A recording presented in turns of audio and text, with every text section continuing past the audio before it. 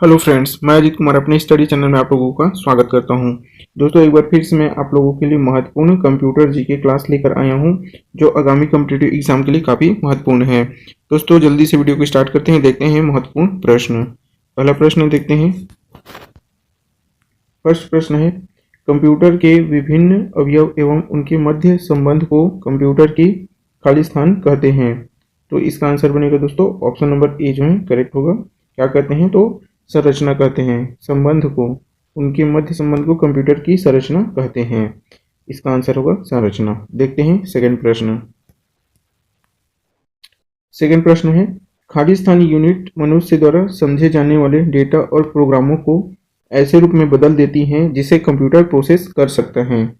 तो इसका आंसर बनेगा ऑप्शन डी जो है करेक्ट बनेगा। इनपुट यूनिट मनुष्य द्वारा समझे जाने वाले डेटा और प्रोग्रामों को ऐसे रूप में बदल देती हैं जिसे कंप्यूटर प्रोसेस कर सकता है। इसे हम क्या कहते हैं?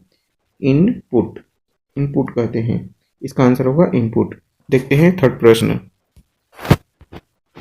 थर्ड प्रश्न है, निम्न में से कौन सा कंप्यूटर सिस्टम के कार्य करने के लिए सर्वाधिक जरूरी अवयव है? तो इसका आंसर ऑप्शन ए जो है करेक्ट होगा।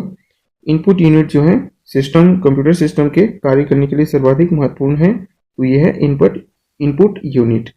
देखते हैं अगला प्रश्न। अगला जो प्रश्न है हमारा सेंट्रल प्रोसेसिंग यूनिट से संबंधित है। देखते हैं चौथा प्रश्न। कंप्यूटर के सीपीयू के भाग हैं, तो इसका उत्तर सी होगा। Control unit, arithmetic, logic unit, ये जो है हमारा सही उत्तर बनेगा। देखते हैं अगला प्रश्न।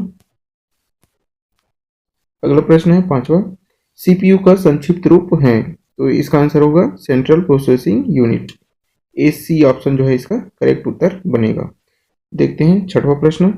इनपुट का आउटपुट में रूपांतरण किया जाता है, तो इसका आंसर बी होगा। सीपीयू के द्वारा जो है इनपुट को आउटपुट में रूपांतरण किया जाता है, तो इसका उत्तर होगा सीपीयू।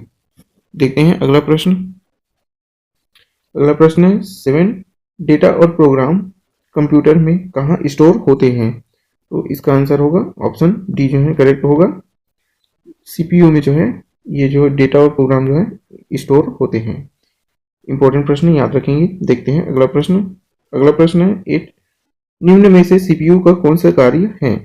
तो इसका आंसर है ऑप्शन बी जो है करेक्ट होगा। प्रोसेसिंग करना इसका कार्य है सीपीयू का। देखते हैं अगला प्रश्न। अगला प्रश्न है 9, खाली स्थान को कंप्यूटर का ब्रेन भी कहते हैं जो डेटा प्रोसेस करता है, तो इसका आंसर है ऑप्शन डी जो है करेक्ट होगा। सेंट्रल प्रोसेसिंग यूनिट की जो है कंप्यूटर का ब्रेन भी कहा जाता है। इंपॉर्टेंट प्रश्न है याद रखेंगे। देखते हैं अगला प्रश्न। अगला प्रश्न है 10, कंप्यूटर में प्रयोग होने वाली आईसी चिप खाली स्थान से बनी होती है, तो इसका उत्तर होगा ऑप्शन डी जो है करेक्ट होगा। आईसी चिप जो है सिलिकॉन से बनी होती है। इंपॉर्टेंट प्रश्न है याद रखेंगे। देखते हैं अगला प्रश्न। अगला प्रश्न है 11, निम्न में से कौन निर्देशों का क्रमिक रूप से क्रियान्वयन करता है? तो इसका आंसर है ऑप्शन ए जो है करेक्ट होगा। सेंट्रल प्रोसेसिंग यूनिट जो है क्रियान्वयन करता है क्रमिक रूप से। इंपॉर्टेंट याद रखेंगे। देखते हैं अगला प्रश्न। अगला प्रश्न है 12, कंप्यूटर की कौन सी यूनिट मेमोरी तथा अर्थमेटिक लॉजिक यूनिट के मध्य संचार में मदद करती है?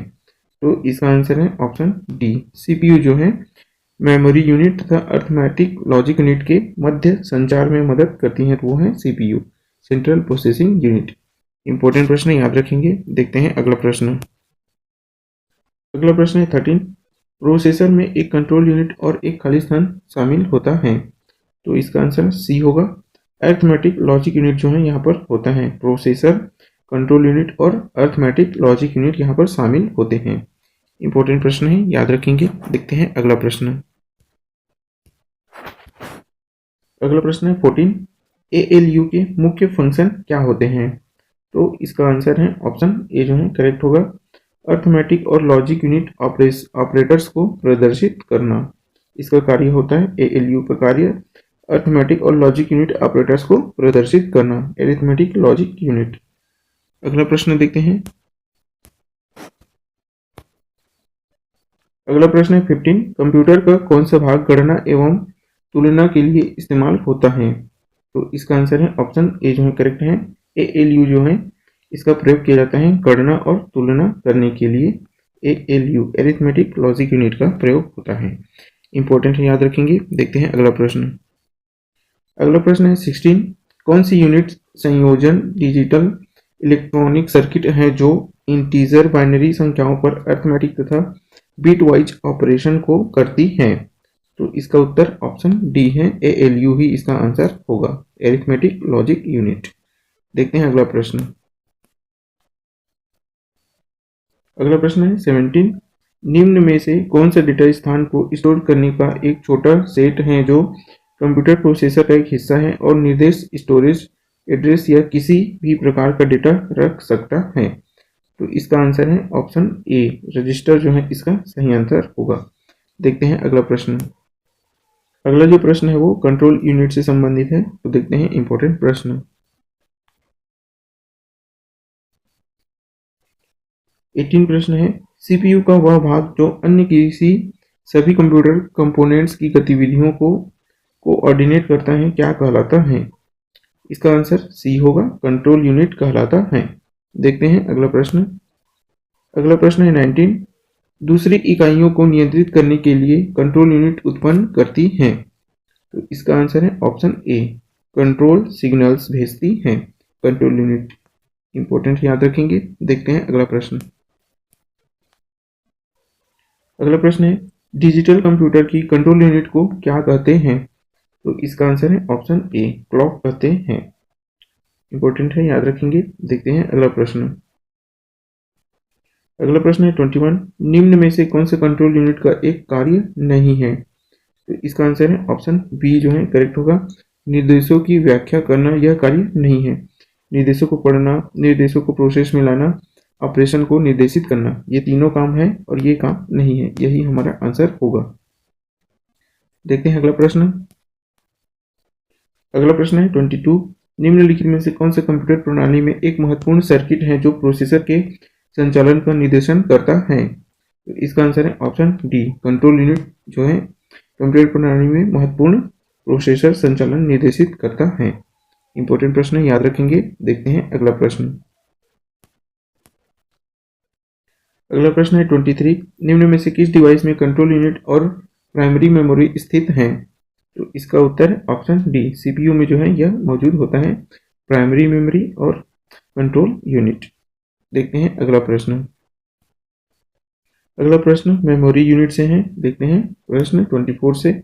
डेटा तथा निर्देशों को स्टोर करने के लिए प्रयोग की जाती है? तो इसका आंसर है ऑप्शन ए जो है करेक्ट होगा, मेमोरी यूनिट का प्रयोग किया जाता है डेटा स्टोर और निर्देशों को स्टोर करने के लिए मेमोरी यूनिट का प्रयोग होता है।